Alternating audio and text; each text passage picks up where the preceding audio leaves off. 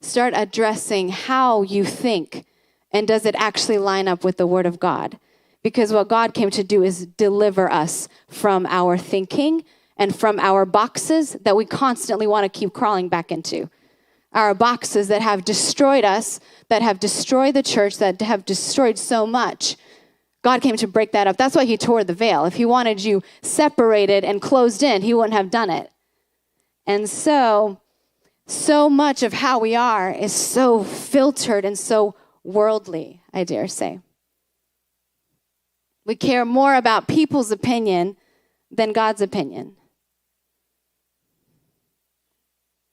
And we've built an entire church culture around it.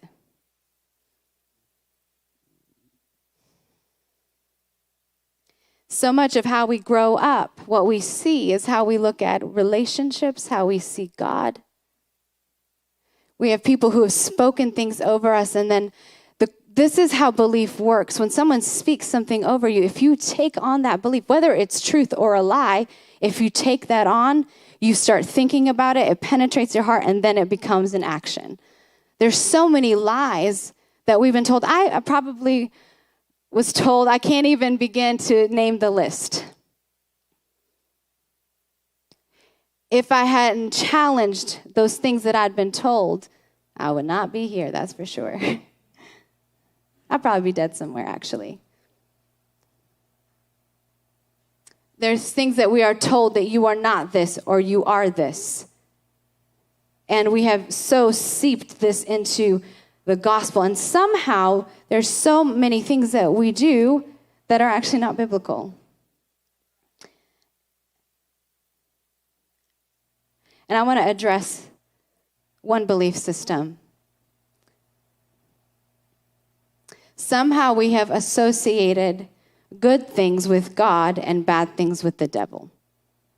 We think that if it's good, it must be God. And if we think it's challenging or it's bad, it must be from the devil. Who told you that? Where did we get this belief system from?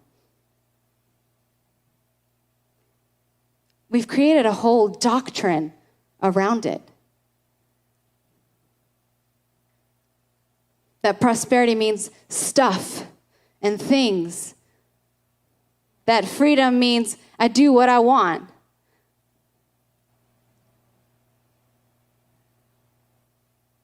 That's not freedom. That traps you further.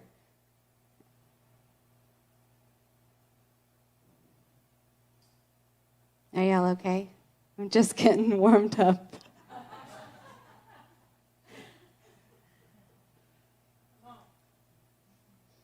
You know, we look at like people in worship and when they're emotional or when they talk about God and we get uncomfortable.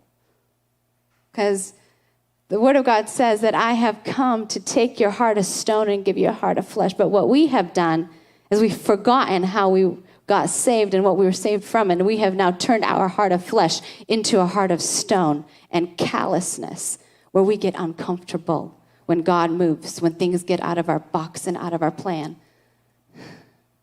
And then we wonder why God isn't showing up, why we're in a problem year after year after year, why we've tacked on a belief system that is destroying both us and our family, why we are constantly fighting with our spouse about something that has nothing to do with that, but it's a deeper issue that we refuse to deal with.